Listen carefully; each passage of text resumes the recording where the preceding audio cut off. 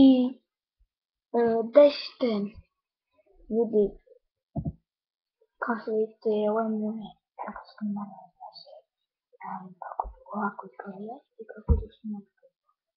Ja sam neki dan počeo napraviti svoj kanal, a kako da napravim i sam napraviti. Ja ću vam pomoći najviše oko iglicama, da ću vam govoriti sve to.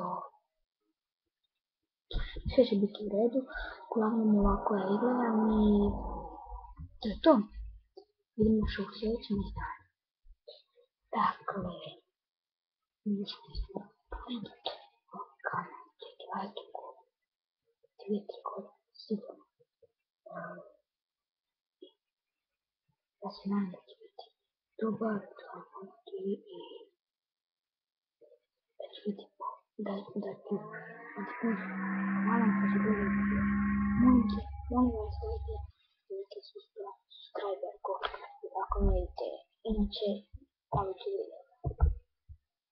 Ćao ljudi, vidimo se vrlo skoro kako Hrvati kažu bok.